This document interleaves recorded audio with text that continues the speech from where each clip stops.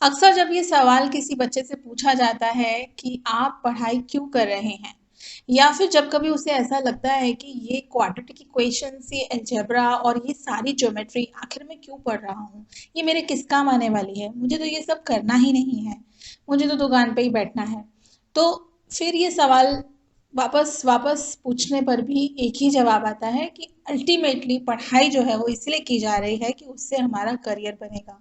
लेकिन क्या वाक़ई ही करियर के लिए, पैसों के लिए या फिर मान प्रतिष्ठा के लिए या फिर कहें कि पेरेंट्स की मर्ज़ी है इसीलिए बच्चे पढ़ रहे हैं या बच्चों को पढ़ना चाहिए? क्या यही एक रीज़न है पढ़ने की? तो देखते हैं आज के वीडियो में कि व्हाई शुड आई स्टडी? क्यों मुझे पढ़ना चाहिए? Welcome to my channel friends, this is Portia Chawla बान, your counselling psychologist, let's grow together.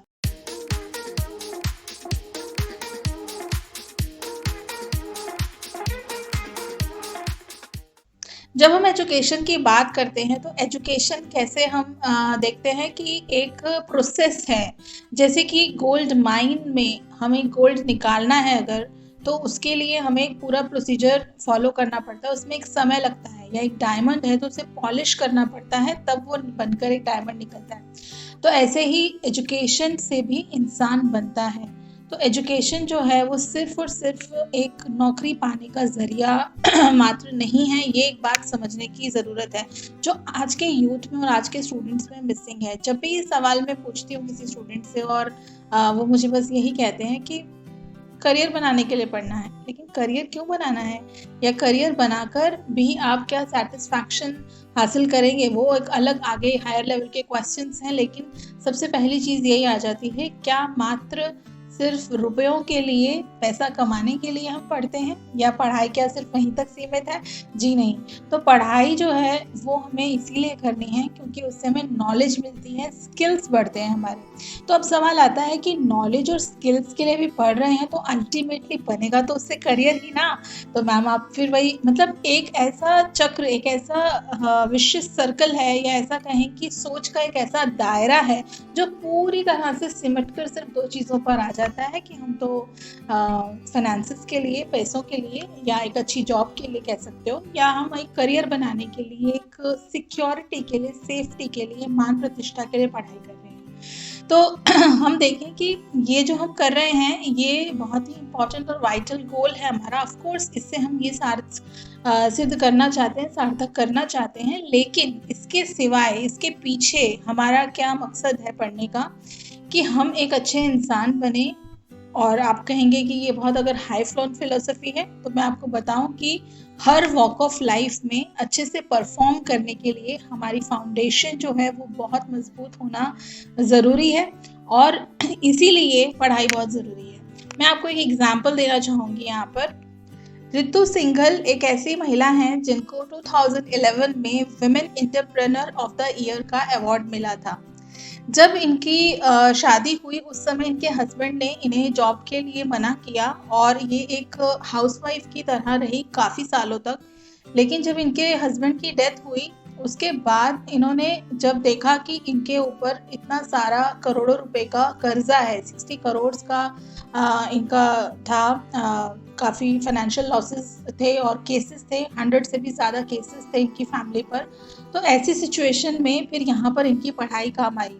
ये अपनी एकेडमिक देखें आप इनका करियर, तो ये पेशे से एक वकील है, और इन्होंने बाद में फिर अपनी उस नॉलेज को, क्योंकि इन्होंने इकोनॉमिक्स पढ़ा था, थोड़ा सा मेडिसिन का भी नॉलेज था, और एजुकेटेड होने की वजह से तो ये सारे डिसीजंस लेना, वो सारी चीज़ों को मैनेज करना और उस पूरे क्राइसिस से बाहर आना उस सिचुएशन में, उसमें ये हैंडल कर पाई। और आज ये एक सक्सेसफुल महिला हैं, ये एक सर्टिफाइड कोच हैं। तो इनको अगर आप सर्च करते हैं इनके बारे में, तो ये एक अच्छी मिसाल साबित है कि किस तरह से यदि एक इंसान पढ़ा लिखा है, एजुकेटेड है, उसको इतनी चीज़ों का ज्ञान है, नॉलेज है, तो कैसे वो अपनी लाइफ को एक अच्छे तरह से हैंडल कर सकता है। तो जैसे समझिए कि आप एक जिम में जाते हैं, जिम में जाने पर आप वहाँ पर देखते हैं कि आपको आपका कोच ट्रेन करता है, अलग-अलग काफ़ी एक्सरसाइज़ेस कराता है। अब आप ज़ाहिर-सी बात है घर आकर उतना वज़न आप नहीं उठाने वाले हैं, लाइफ़ में आप उतनी वेट लिफ्टिंग नहीं करने वाले हैं, फिर भी वो आपको वो वेट लिफ्टिंग कराता है, आपके मसल्स को ट्रेन करता है, ताकि कभी भी लाइफ़ में आपकी बॉडी की फ्लेक्सिबिलिटी जो है, आपका जो ओवरऑल हेल्थ है, वो मेंटेन रहे। ऐसे ही हमारे माइंड के लिए भी हमें अपने माइंड के मसल्स को भी स्ट्रॉन्ग करना है, तो हमें कुछ चीज़ें सीखनी पड़ती हैं। जब हम किसी नॉलेज को या स्किल को एक्वायर करते हैं, उसको समझते हैं, उसमें गहरी पैठ बनाते हैं, तो जो हमारे टैलेंट्स हैं, जो इन्नेट हैं, जो हमारे इंटरेस्ट हैं, जो हम लाइफ में करना चाहते हैं, वो हम एक्सप्रेस कर पाते हैं। तो करियर भी आप इसी चीज़ से चुनें कि आप क्या एन्जॉय करते हैं, किस चीज़ में आपका एक्सपीरियंस भी है, आपकी नॉलेज भी है, या किस में आप खुद को और अच्छे से एक्सप्रेस करना चाहते हैं, एक्सप्लोर करना चाहते हैं, उसी फील्ड को आप करियर के जैसे चुनें। एक और दूसरी चीज़ भी आती है कि कई बार हमको कोई चीज़ पसंद है, जैसे कि मुझे जहाज़ उड़ाना पसंद है, मैं पायलट बनना चाहती हूँ, लेकिन मुझे फिज़िक्स और मैथ्स पसंद नहीं है।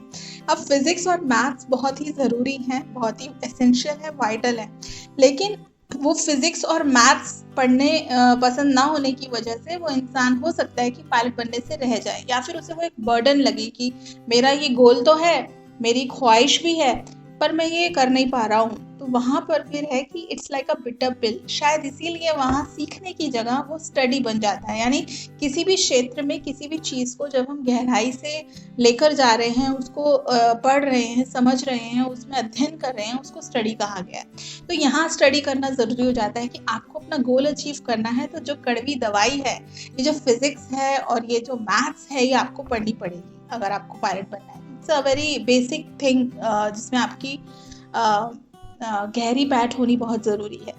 तो ऐसे ही वीडियोस अगर आप चाहते हैं मैं बनाती रहूं, और आप चाहते हैं कि मैं करियर गाइडेंस के ऊपर या इकिगाई के ऊपर और आपकी ख्वाहिशों के ऊपर बात करूं, तो आप मुझे ज़रूर कमेंट्स में बताइए कि आप नेक्स्ट वीडियो किस टॉपिक पे चाहते हैं। मैं लेके आऊँगी आपके लिए detailed video. Thank you so much for watching.